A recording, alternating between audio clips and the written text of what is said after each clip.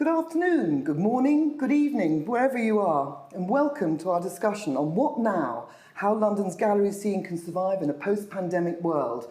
Well, we're not quite out of the pandemic woods yet, but there are still cautious rays of sunshine. And the fact that we're all here in one room, in person, is a start, albeit talking to all of you via Zoom. But while it's really sad not to have your live audience faces here, it means we've got a much greater reach all around the world. Apparently 1,000 people are watching at the moment. Anyway, the fact that we're also here as part of London Gallery Weekend is also another major positive. And this great initiative, devised during lockdown, is bringing together more than 140 galleries all across London, central, south and east. And they're all opening their doors over the next 3 days with lots of special events. And we at the Art Newspaper are absolutely delighted to be London Gallery Weekend's media partners. And also huge thanks to our sponsors, Crozier, leaders in global fine art logistics. And of course, it's wonderful to have such a great panel, many of whom you know already. But I'm going to start with Sadie Cole's introduction. Is the founder-director of Sadie Cole's HQ, which opened in 1997 and now has 3 spaces in London, representing around 50 international emerging international artists and major names as well. Also, she's devised this wonderful pop-up downstairs, The View from There, which has 27 films from all around the world. So we really have Sadie to thank for this venue. Thank you. Bomi Odefunadi is a director of Goodman Gallery, which has long-established branches in Johannesburg and Cape Town, and now round the corner in Cork Street here in London. And before she was a director at Goodman Gallery, Bomi actually founded an international art advisory, which specialised particularly in African art and African diaspora contemporary art. And last but absolutely not least is Jeremy Epstein, who founded Ed Alasanti Gallery in 2010, and which shows works from artists all around the world. And he's also the chief initiator of London Gallery Weekend. So we kind of have him to thank for being here at all. So, well, before I kick off, just to say, we'll be talking for around 40 minutes. And during this time, do put in any questions that you'd like to ask into chat, and they will be handed to me by my art newspaper compadres, and probably on old school bits of paper because I can't see you or chat. And then we'll talk for about, have questions for about 10-15 minutes before we wind up, just before 5 p.m. So, without further ado, let's kick off. And I wanted to start by asking each of you just to give a brief account about what the last year has really meant, what it's been for you, for your artists, and what's really been the major impact of COVID, and kind of where you're at now. I mean, just to give a kind of state of taking the temperature, I'll kick off with Sadie. Sadie, how's it been for you and your gallery, and what are the changes that you've seen? I mean, I think the interesting thing is it's more than a year. It's been 18 months, pretty much. And initially, back then, when was that, February 2020, it really felt like a shock.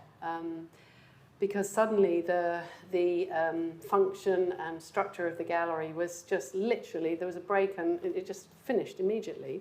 And I think that most of us, I would assume that you also feel the same, were absolutely terrified about what would happen. Mm-hmm. And I think we all predicted gallery closures and just general disaster within our own industry, let alone out there in our societies, but that didn't really happen. And initially there was a very fast pivot to digital offerings by galleries, swiftly followed by digital OVR offerings from the art fairs that none of us were doing. But I think what was really interesting was how quickly the digital presence of galleries evolved. In the sense that what was really interesting in March of 2020 was really tired 3 months later. So formats had to keep evolving. And the other thing that I found enormously gratifying was that your connection to your collectors just suddenly got really personal because you were on the phone all the time, sitting at home, talking to people, having conversations, and actually having more time to do that was actually fantastic. Having more time to talk to your artists, being creative around what projects you could do with your artists. And we had 2 or 3 streams of projects that we did. One was called Homework, which was works made at home by the artist, and the other one was SCHQ Electric, which was film screenings on a weekly basis from our programme. But I think it started out really scary, developed in a very interesting way. For many of us, it was a huge relief to step off the carousel of the energy of those international flights. International flights. I mean, literally 2 flights a week for many of us, and that was also a bit of a relief, to be honest, and a check, like, why are we doing this? Mm-hmm. That kind of feeling, a real time for examination of all sorts of things, personal and bigger. So I think, it's been very, very interesting.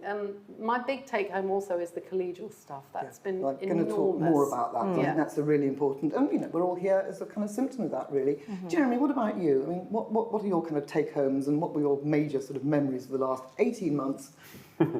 For us, I think it's a pretty similar story. Speaking specifically about our case, and we begun, the pandemic unfolded in 2 halves, really.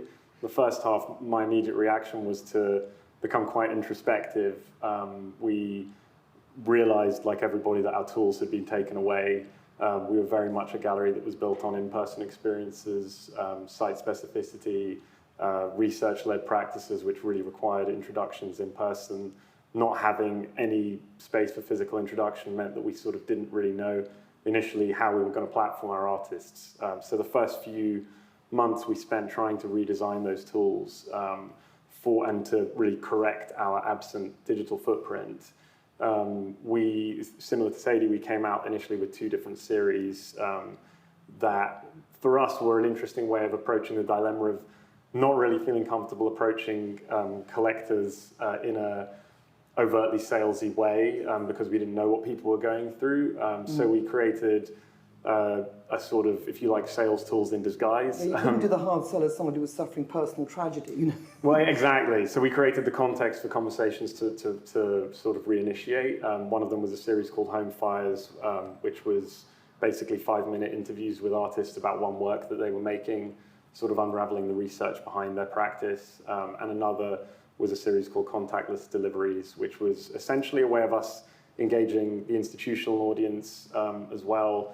And we got curators from around the world alongside artists to write about their experiences of lockdown in different places, which were radically different. Some were quite tragic and others were quite sort of laissez-faire and relaxed. And we set those video essays were set by each creator those essays were set to videos. So they could be consumed by a sort of internet literate audience.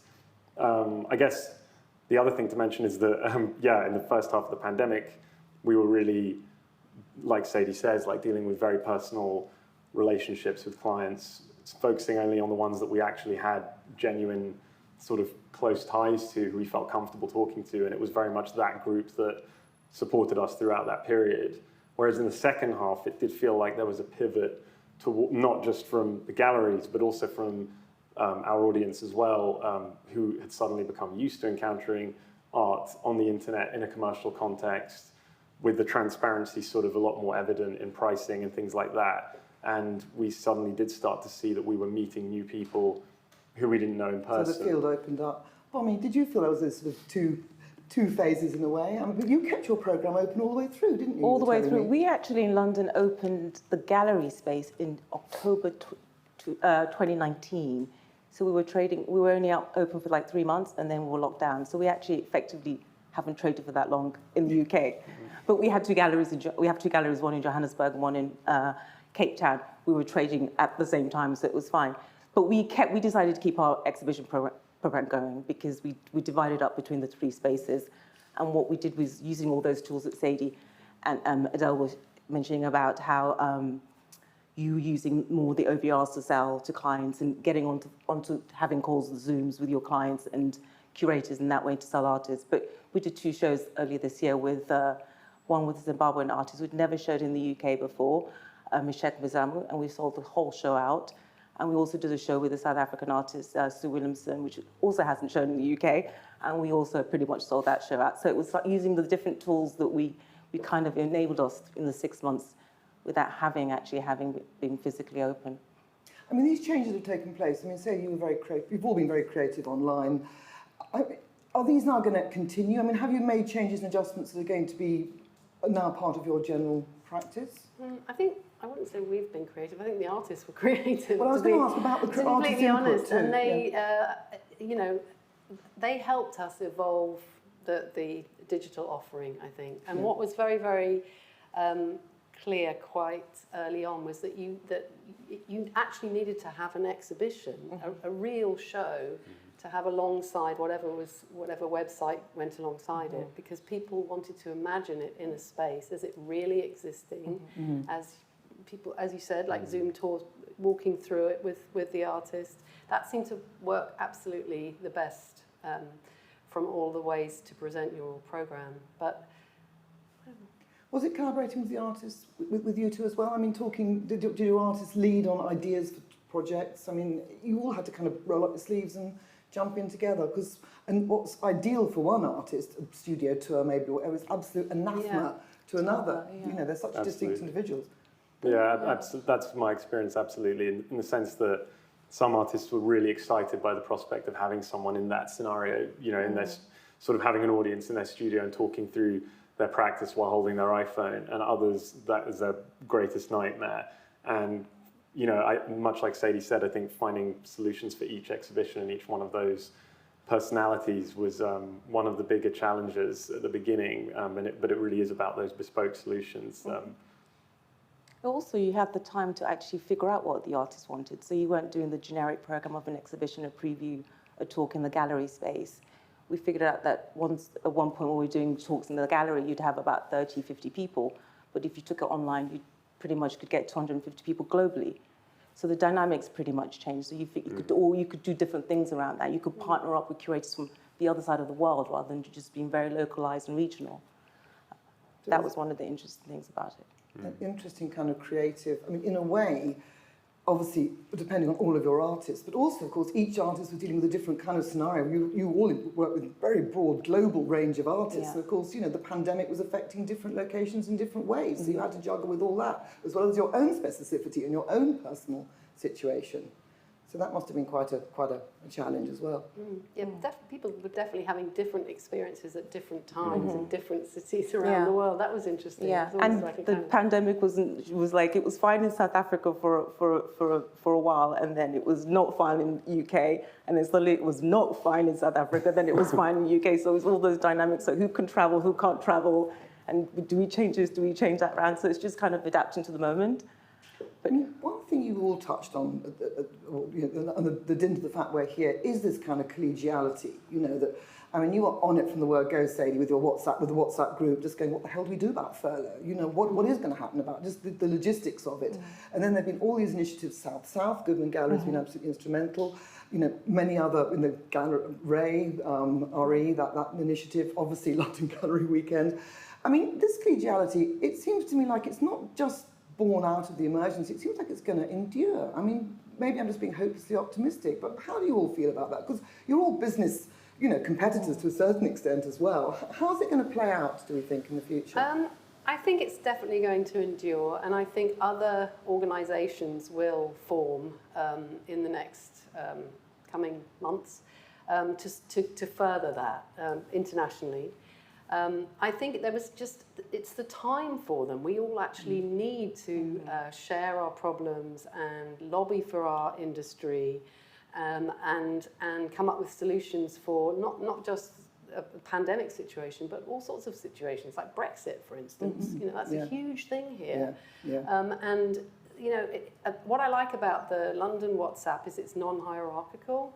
So, you know, a very young new gallery who's only been open a short time can ask the same question about import-export and what the hell to do.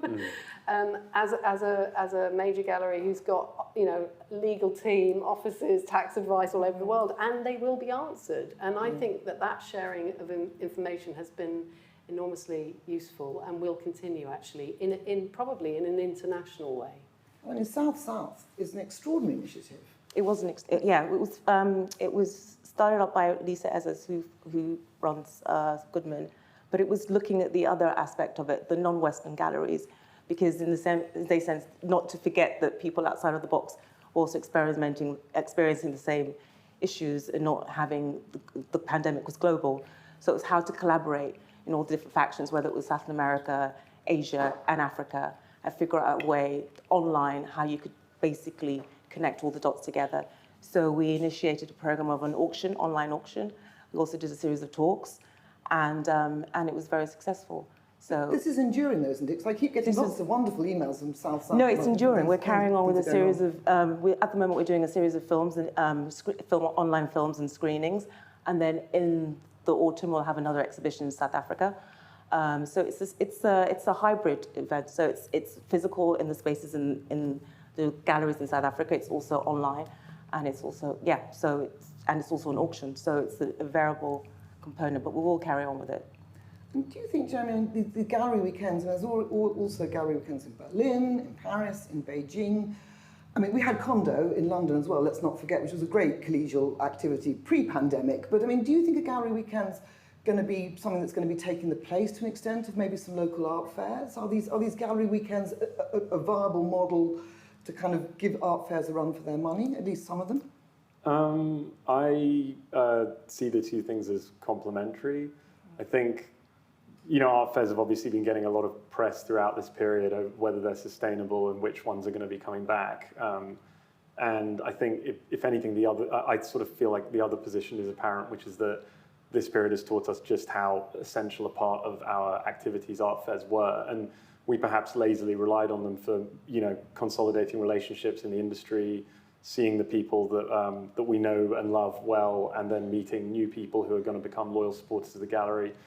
I guess in the absence of that for a brief moment, we had to start thinking about what other solutions there might be. And obviously the conversation around the impact of the industry on the climate, on the environment, that's something that's happened side by side. So these things do seem to lead towards solutions like gallery weekends, which seem more local and maybe more sustainable.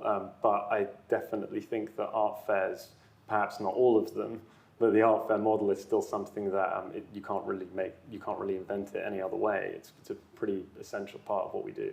I want to talk about the environmental aspect in a minute, but just to zero in on art fairs a bit. I mean, Sadie, you're a veteran of art fairs, and to an extent, reading between the lines, it was slightly art fairs that you were talking about maybe just being a bit like, relief not to have to be jumping on and off. Are you going to change your modus operandi vis-a-vis art fairs? How do you feel art fairs are going to be? They're going to be smaller, definitely. I mean, we've just got the Basel info come through today. But they're still going to be there. They're still necessary. Absolutely. I think there will always be art fairs as part of our business model. But I think art fairs will probably rethink themselves, actually, in the same way that we've all been rethinking how we do things, because the world is changing. And I think it's time that maybe there was a bit of changing how traditionally an art fair serves its clients, really. For instance, some of the traditional things about art fairs perhaps aren't fit for purpose anymore in some ways. Like for instance, who is... I can see the whites of your eyes here. What I mean is, I just think, maybe there are different models of gallery now. That perhaps would have not been considered for an art fair in the past, to do with bricks and mortar, for instance. That's always one of the sort of yardsticks. You've got to have a programme, you've got to have a venue. And I just think that the world has changed, and there are lots of interesting young pop-up galleries who are doing really, really great programmes, who probably should be considered. You're hosting Guts Gallery, who, who are movable pieces themselves. Lobster, or, in Los Angeles, there's loads of them. And actually, I think it's really worth considering how the rules of an art fair are excluding some of those people. I think there's also something to be said about, I hate to bring up this word, but NFTs. We were going to raise them. No, but what I mean is that there's so much change going on in terms of digital art that there has to be a place for that somewhere within the art fair system, I think. It's inevitable. So I do think there probably are some changes coming, but I do think at the end of the day, an art fair is a fantastic way to meet new clients, and specifically in locations that you would not necessarily go to all the time. So Freeze's initiative in Seoul, for instance, I think everybody's going to be very excited about that. And so I do think, that they will continue. Yeah. But do you think there'll be a sort of Darwinian process where actually there may be fewer art fairs? I mean, the big ones probably will survive because they're massive. The little tiny, mini local, very grassrootsy ones will probably be okay with that. I mean, what do we Sometimes see? I really like the little ones. No, me too. Some No, but I action mean, ones. they'll survive, I think. Yeah, But there's quite a big chunk of sort of middle range ones. I don't know. I mean, we haven't got crystal balls, but is there going to be a change? Will you do fewer art fairs, you guys, now? Do you think? I mean, in our case, we never really relied on art fairs that much. We sort of did 3 to 4 a year. I don't know how we'll feel about that yet. I haven't sort of made a call on it either way, but I do get the sense that, for a young generation of galleries that are coming up right now, they don't necessarily see this as essential a part of the ecosystem as perhaps our generations did. And the reason for that is that it's a lottery for them each time they do these It's also things. very expensive. Well, that's Very what I mean. expensive. I think it's really like live or die sometimes. They go to these things, and if they don't work out, if one fair doesn't work out for them, potentially that's threatening to their existence. And I don't think that's something that's particularly sustainable. And in that sense, gallery weekends and things like that, things like Condo, can provide really viable alternatives for people who are less willing to expose themselves to that level of risk. We're doing less. We're doing less. We did a lot because we were just in South Africa, but now we're in London. I think the onus of doing so many is not there anymore because it's 10 hours away. It's a long flight, and that was the only way we'd get to meet clients, as Sadie was saying. But what we are doing more of is pop-ups. So we've got a Hamptons pop-up, which we just opened. We're looking at doing Aspen, and we're looking at doing Palm Beach. Follow the money. So it's just, it's more about just being, like, the reality of it all. It's like going somewhere and staying there for a while, and then meeting your clients and in that way, and then engaging with them, and having a program rather than doing 4 or 5 days somewhere and then getting back, and then doing 4 or 5 days somewhere and getting back. So that's kind of what we're going to be focusing on in the future. When we're talking about the post-pandemic world, there may not be a post-pandemic world if this climate emergency continues. This is a huge issue. It's come up during lockdown. It's come up during COVID. There's been all these initiatives. I'm found a member of the Gallery Climate Coalition. There's been galleries commit, all different kinds of environmental initiatives. Sadie, you're involved with GCC as well. You've all joined.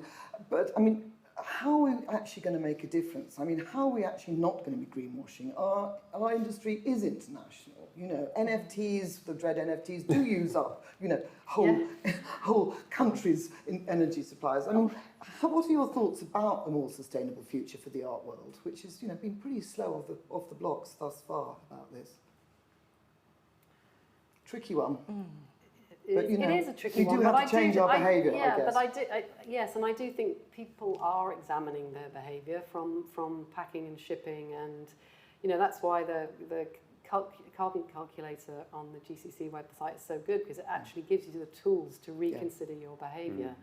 And the world has changed, so we're all much more aware of it than we were previously. So I think change will come. And also collectors. It's talking to collectors as well. Maybe it just won't be cool to have a private jet anymore. Maybe it won't be cool to be constantly on a plane. What are your feelings about it? Because on the other hand, you've still got to look at art physically. Art needs to be experienced. You can only see so much stuff on screen, or indeed talk to people so much on screen. What are your feelings about that? More Zooms to some extent, but maybe quality rather than quantity?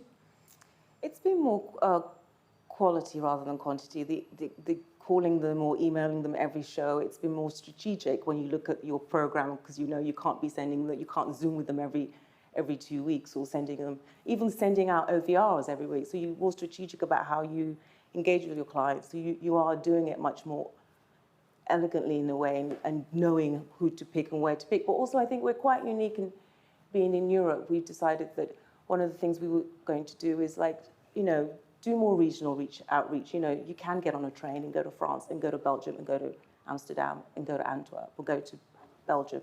You don't need to get on a flight for that. You could do that in a week and come back and be more efficient. You can ship by sea rather than by air. And be more efficient in the way you engage with your clients. You go back to going to see them in that way.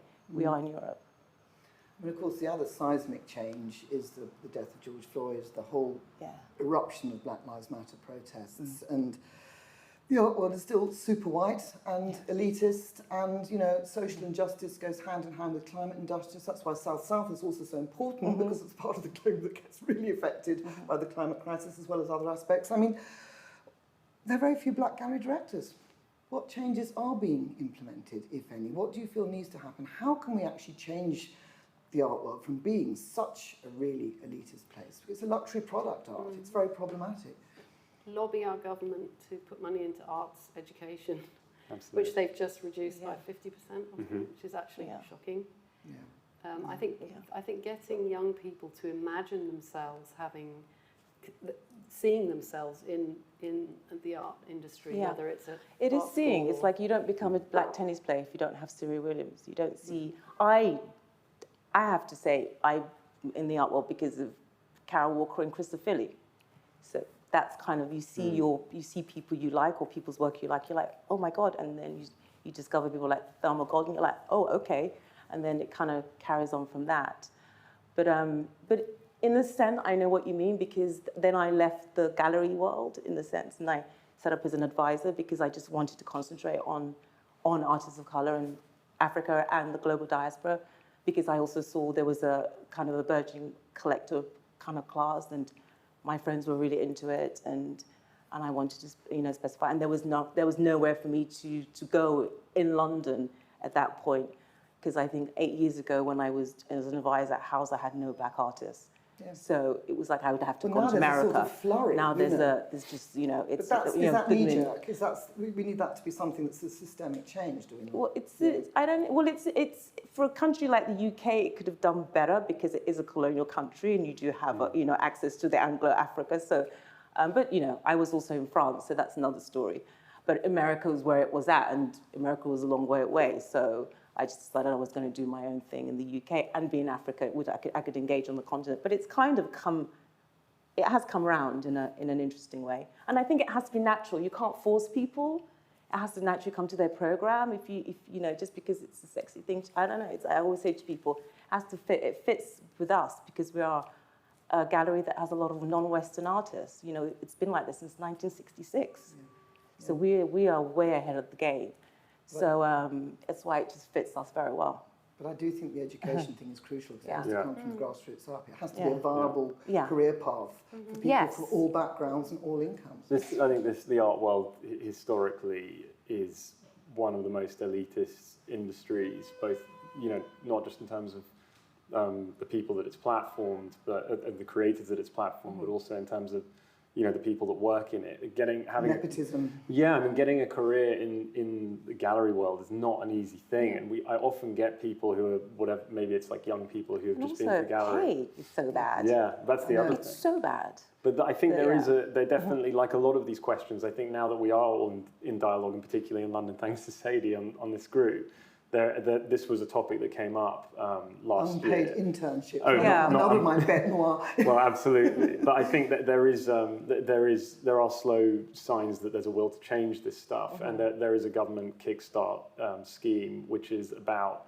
subsidising work placements for people from ages 16 to 24 who are on universal credit, and a lot of galleries are signing up for that. And I think that's, these are the sort of beginnings of a conversation about not just sort of tokenistic diversity, but a type of diversity that we should all want, where we get many perspectives and potentially can actually open up to a much wider audience as well. I mean, systemic change, as we talked about. I mean, also just to sort of keep with the changing of the post-pandemic world, collectors. I mean, you said there were new collectors coming in the sort of latter part of the last 18 months. Can we talk a little bit about those collectors, and are they tied in with this whole move towards the digital, the dread NFTs? I mean, this whole new opening up of different platforms, are they interconnected? I mean, can we talk a little bit about the nature of your new collectors and where they come from?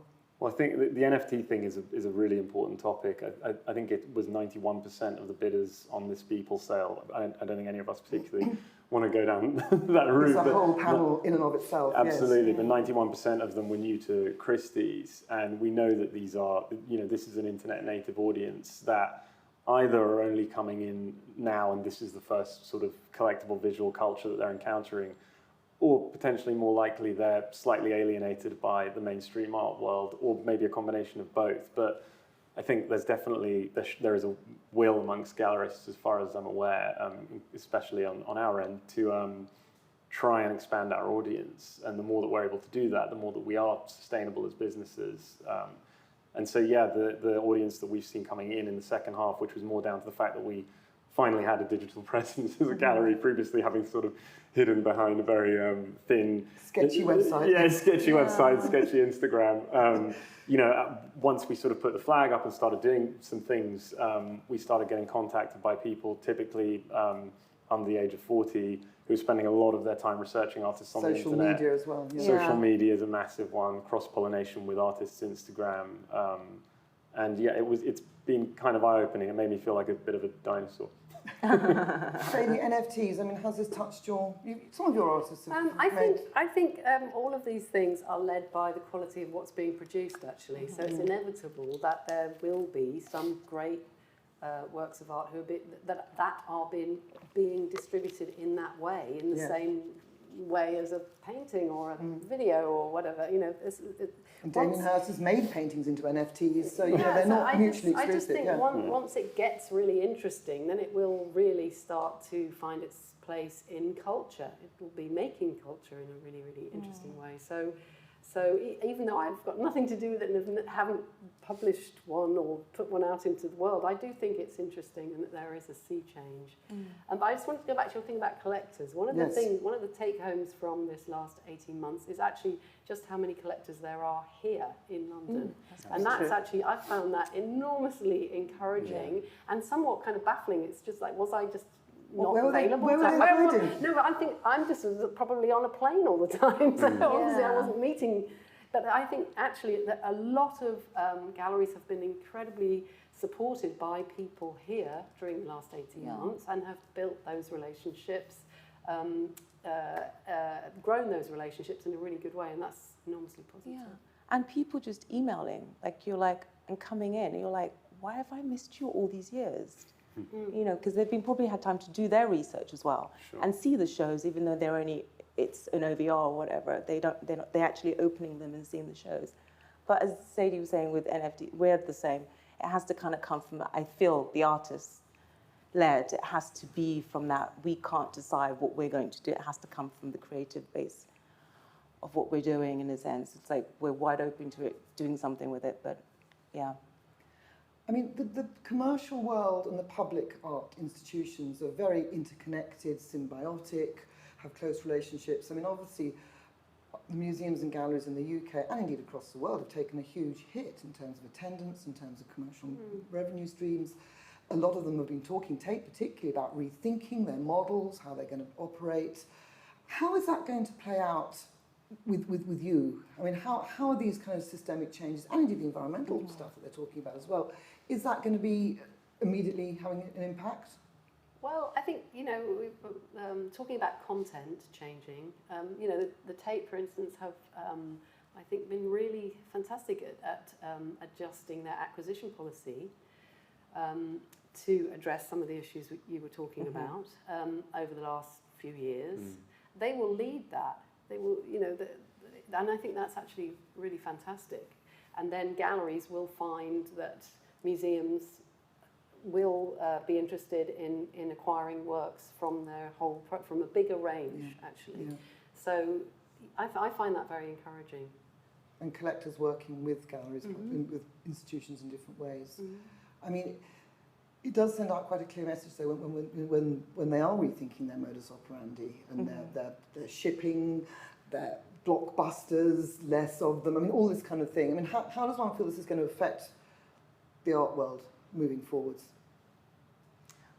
Well, we were never in that blockbustery way anyway, but in terms of acquisitions or indeed, temporary exhibitions. I mean, you know, the lending is going to be scaled back. I don't think they'll be that affected that much. I think the knock on museums has literally been the commercial arm. It's the expanding the publishing arms, the restaurants, and that's really, with the closures of museums, that has really affected them in the sense that The exhibitions, I think, the core of what a museum is about is very strong. And I think it's just basically ironing out those, I think those the lending corners. is going to be scaled back. Yeah, I they'll think do the lending, that, maybe the shipping, yeah. the whole kind of But they'll still machinery, have yeah. their patrons who will be Yeah. able to help them fund the show. So, I mean, maybe they will just be more, like, we were saying, more localized in the sense that they will look at the collections in a much more local curating way. out of their collections. Yeah, rather than, having 20 curatorial staff, they'll have 10 and they'll be much more focused on their region rather than being much more global like they were and before. using different curators, perhaps, collaboration with curators from different backgrounds, different generations, one hopes, and maybe inviting artists, your artists, to participate in working with the collections. Absolutely. Yeah. I mean, these are all things Yeah, one can... I mean, it's incredible shift anyway for people like me, because the two shows at the tape were just recently a South African and a British-born Ghanaian. So for me, the changes were, they will carry on those kind of shows. So it's just how they streamline their finances to make it work for the future. And we hope that other institutions follow suit. It's going to be soon time to open up for questions, but I'm just going to have a really annoying, difficult crystal ball question just to round off this phase of our conversation. I mean, post-pandemic, what are your predictions for the future? How do you see the art world playing out? We're all still here. It hasn't been Armageddon, gloom, doom and disaster in terms of businesses. You're all still functioning. There is collegiality. People are thriving. How do you see the whole kind of situation evolving now into the future? What sort of changes, what major seismic shifts do you feel have taken place? And I'm going to pitch that at you, Sadie. Well, I think the interest in art just continues to grow in contemporary art, actually. And there's so much more information now available on the internet from all of our websites and your website and museum websites, that it means that anyone from anywhere around the world can research an artist at Goodman Gallery and connect to you wherever they are. And it does feel to me like there's just a huge amount of interest, and that is going to be the driver ultimately, not just of our business, but in the engagement with culture by the wider public, actually. That's a good, positive, optimistic note. Jeremy, what about you? What do you think? I really agree with that. I think we've been talking about hierarchies a little bit and things like that, and I think the direction of travel for culture is probably the same as the internet, in the sense that we'll see more fragmentation of audiences, more fragmentation of artistic discourse, production. I think that the hierarchies that have defined the art world maybe for the last 20 years will probably cease to be as significant as we see many different types of audiences, both international, intergenerational, but also kind of coming from different disciplines, some of whom, as we were talking about, mostly live in a digital space. I think that there'll be less of a singular narrative and a singular hierarchy and more space for different types of galleries, artists, curators to exist, which is a positive thing. Yeah, I call it the localized, globalized model. Like, I think we kind of like that, because we're based in London, but we're a South African gallery, but have reached throughout the global sphere and be much more localized about what we do, even though we can reach other parts of the world in that sense, and programming that way. But also that hybrid, like Jeremy was saying, whether it's online and physical, doing less fairs, but finding other ways to channel the program. Global, local. I've got a lovely sheath in old school cards with questions written on them. I mean, one, you've all just touched on it, so I'm actually you've already answered it, but this is question number one, was how can we use this moment to restart more thoughtfully? I'm thinking of a more diverse and inclusive art public, including having contemporary art beyond the usual cities, fairs and circuits. Well, you've just answered that, really, I think, with the online, reaching out, and a general more kind of fragmented in a good way. So I'll put that card down. Number two is saying, what about a gallery at home? Now the status of home has changed. Does that make it more serious? So galleries actually operating out of people's living spaces. I remember when I first started in the art world, there were an awful lot of those initiatives, and they do seem to be coming back. Any thoughts? Apartment galleries. Or dealer galleries, that kind of thing. Do you have them in the London Gallery Weekend? I mean, there used to be with the Art Licks tour. I remember there used to be various gallery? We do home not. ones? We had don't? no. I mean, in the end, the criteria became quite specific because Okay. we needed it to stay, all right. manageable, so that we. But back galleries at home, is this something that we think is going to be coming back again more? Definitely. For Yeah. sure. And you can see it, and I think there are lots of green shoots in terms of people finding new ways to present art and work with their artists. And as you said earlier, before we started, that there are 6 galleries in the London Gallery Weekend who only opened during the pandemic, which is kind of amazing. That's And I think that's the same in cities around the world as well. When I talk to people in LA, for instance, or New York, there are new galleries opening. Yeah. And also, look at the space we're in. I think there'll be lots of buildings around cities which will be empty that people can really invent the wheel and how they represent artists. You looked out of your gallery window and saw those empty shops and thought, I'd like to do a pop-up, literally like about a week or 2 ago, didn't you, Sadie? Rang up your landlord, But actually, and here we are. that has been very good, specifically here in London, that Westminster Council, the West End Company, or whatever they're called, there are lots of initiatives to have empty spaces used by art pop-ups. Like there's that VO VO curations, which is absolutely. Great, which is a Gives wonderful artists gallery initiative. space, again, studio so space in you've got Mayfair. 50 studios in the middle of Conduit Street, which is in Incredible. a building that would have been a hedge fund building. It's actually, that kind of initiative has been great. The rate rebate that galleries had for a whole year was an extraordinary initiative. So, I think it's positive. So let's hope cities across the world do the same kind of things. I know we've got many people from across the world tuning in now. Excuse me. Another question, which I'm going to kind of collapse into and two. our landlords. Just want to say thank you to our landlords. They were amazing. Thank you, Crown Estate. And Holland Estate and Grosvenor, all of them were good. Okay, good landlords. I'm going to collapse a couple of questions into one here. It says here, while OVRs may be a leap for galleries, they're still quite basic from a technology point of view. And I would sort of agree with that. They are a bit like websites, really. Sorry, guys, but I mean, that's the way it is. And what are your thoughts of using virtual reality for this in the future? And then this collapses in with another question, which said that in the early 2000s, there was a shift to online galleries. It was more of a digital replica of this physical gallery space. And now, are you going to be thinking about going into different spaces and doing virtual reality rather than it being kind of the online, website, basically? There has been the Vortic, hasn't there? And so which is still kind of a basic avatar model versus. I'm not sure if you can you put on a VR headset with Vortic? Yes. You can? Yeah. Oh, you can? Okay, maybe that's the whole point. I mean, I think it's coming. Yeah. Once it starts to be really efficient and everybody has it, then we'll all be doing it. That's progress. I think it's probably I always imagine that we think of these things as binary, and probably the direction of travel is of entanglement, where somehow the experiences you have of art will be part physical, part digital. You won't necessarily be either sitting at home with a VR headset or standing in front of a painting in a gallery. It might be that somehow these two things become part of the same experience. Yeah, I mean, I am fantastically old school in that respect, but I do think experiencing art online is problematic. It can't be an either or. No, it has to be. You need to see it in person. In real life. I think you need to see it, but let's not forget that before the internet and email JPEGs, people were buying art from these giant 10 by 8 transparencies. It's not like it's. But then saying that, I was seeing technically all the shows opening in New York, like Julie's show at the New Museum and the show, at the Whitney and the New Museum show. So because I could go, I did spend time doing the virtual viewing. And you do feel you've seen it. You've seen it, Yeah. In some way. Yeah. You obviously know that you haven't seen a certain texture or, it's like... No, but you do good tours of your space, actually, when you can look around. You can actually see works hanging.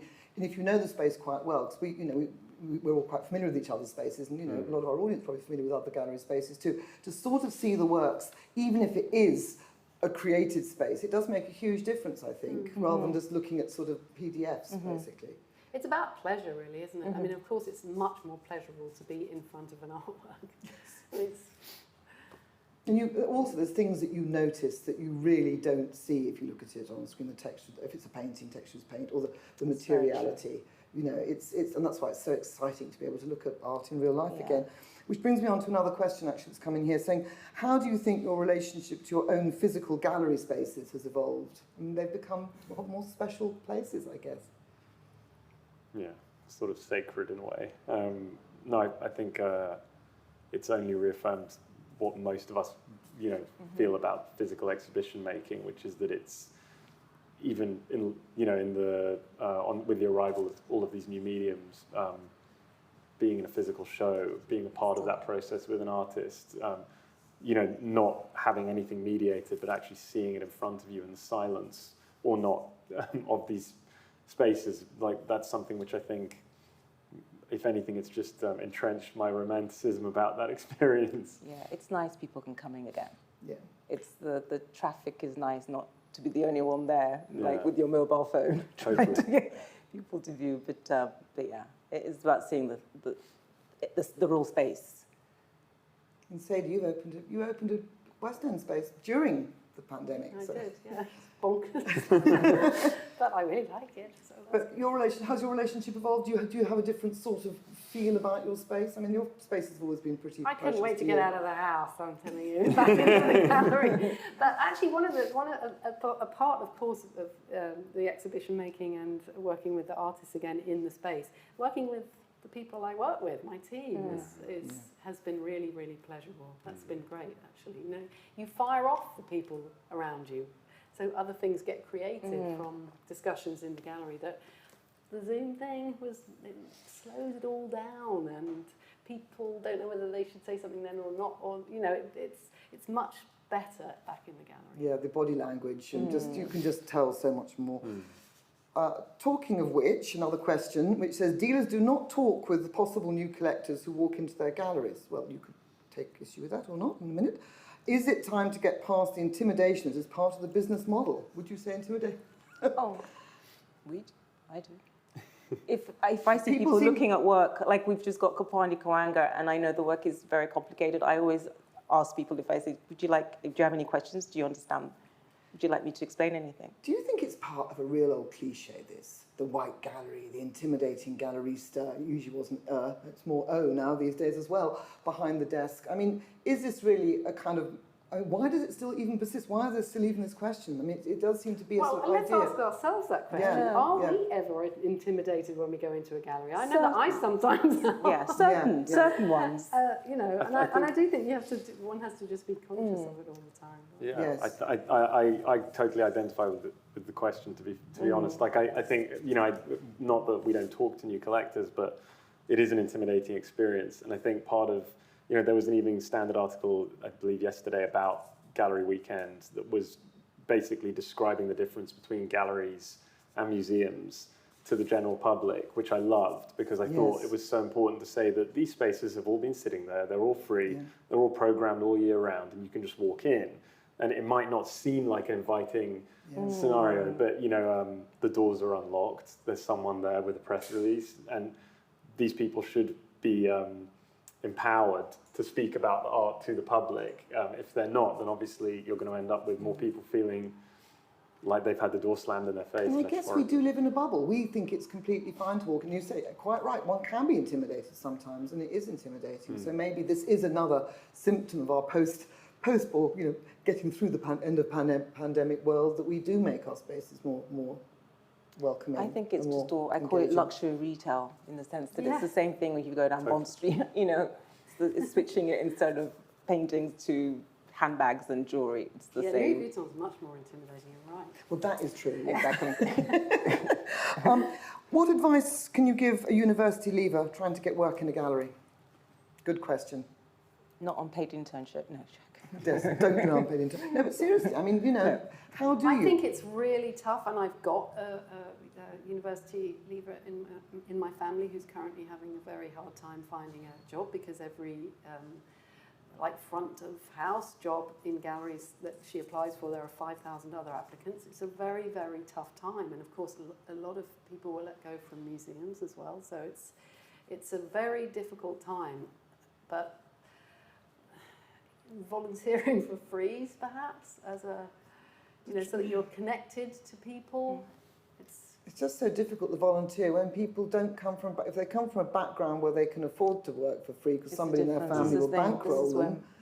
It is down to pounds, shillings and pence or whatever currency they're watching it. I mean, the advice that I think is maybe useful is to take advantage of the fact that the art world is this normally a very sociable experience. Obviously right now that might be suspended for the moment, but private views are opportunities to interact with people that work at galleries, and that's how I got my first job in the art world after university, was literally by just starting a conversation. Me as well, actually. You have to have the intel, though, to know about... So you go online, you walk around, you look at what galleries you like, what places interest you. Well, yeah. Go in. I think you also leverage the contacts that you have, and even if you think that you have no contacts, often, in the case of a university leaver, this person might have a course director or someone who does frequent galleries and says, you know what, I happen to be friends with X, Y, and Z person, or a previous student perhaps who now does work at a gallery, and I could at least set up a coffee for you. I think those are the critical entry points. Yeah, it's making a personal connection to someone. Well, the art world revolves on relationships, doesn't it? And it is all about relationships. And also, I think a little bit outside the box, not just galleries, look at auction houses, look at museums. I came through art publishing. So look at other ways you can actually access into the world. So the NFTs have bobbed up again in the question cards. Should NFTs be discouraged considering the ethical dilemma of their energy consumption? I'm wondering whether in the future that will be solved in some way. And I don't know anything about the whole technical stuff, but it's a huge problem that needs to be solved. Yes. Otherwise, it's going to, it's going to be sink. A huge disincentive to anybody beyond total crypto investment geeks, I think. Yeah. I think blockchain, which is the critical component of the tool that is an NFT, is one of the big revolutions of the last 20 years, and it does suffer from this energy intensity problem, but blockchain certainly isn't going away, and it will be integrated into... And very useful in terms of provenance and baking in, also artist commissions, let's not forget. Absolutely. That's really important, I think, that, that it can be the contract into an NFT, that artists actually carry on getting paid for the resale, which doesn't happen in the normal course of things. Okay, so not be discouraged, but lots of encouragement for improving. Okay, if gallery weekends flourish, could galleries imagine cross collaborations with galleries in other countries? Well, galleries are doing that to an extent, aren't they already? But more, are we talking about more cross collaboration perhaps with galleries in other countries? It's Paris this weekend now as well. It's Paris this weekend. Yeah, so it kind of, and I think Antwerp or Belgium soon. But we kind of... No, the whole point of them is supposed to be localised. So I'm not sure how we can interconnect if we're all doing our own thing. Yeah, I think everyone's got to be. You can do it. It's the nice thing about it, like I said, it's in Europe, so it's easy in terms of footfall that you can, maybe next year, once the pandemic is on its wane, is that you can, it's getting on a train to these places. And also the condo model, again, is that, you are hosting galleries from other parts of the world you're hosting Guts Gallery as part of your London Gallery Weekend initiative, Sadie, but that's a UK gallery, London gallery. But actually, this cross-fertilisation could take place with hosting other galleries from other parts of the world. Art advisors seem more needed than ever. Can they help to get galleries to new audiences, and what kind of outreach could be done? As a former art advisor, I pitch it to you. Well, no, I did do that. Yeah. I did do that because I came from a gallery world, because I'd worked for galleries. So I kind of knew a lot of people when I did my own thing. So that's what made it easy. I could get work, is getting access to work. No one gives you anything, even if you've got a client that has lots of money. They want to know it's going into a good collection and you're not going to resell it. So yeah, I did do that. One of the reasons why I'm currently at Goodman is that it's a... You took your clients to... Yeah, and it's a global, it was global, and they buy, a lot of my clients buy non-Western artists, so it kind of fitted their program much more. But yes, definitely, I think it's, but I think a lot of people are working that way anyway. There are a lot more regionalized art advisors, whether it's Latin America, Middle East. There are a lot more that I know of now. that I was just specialising because it's just so vast to do everything. I couldn't have done everything. You know, I wouldn't keep up. And it's broadening the infrastructure too, isn't it, I think, to have different forms, different Well, yeah, platforms. you're bringing in collectors from places like, I don't know, Mozambique, that people never heard of, or, Expanding the global reach of collectors and art buying and galleries. And this brings us to the end of our conversation, and how wonderful to have had the three of you talking to us. Thank you very, very much. And thank you to London Gallery Weekend for providing the whole incentive for this happening. And I think the art world is going to be doing rather interestingly well in a post-pandemic world. And let's just get that post-pandemic over very soon. Thank you all very much for joining us. Goodbye.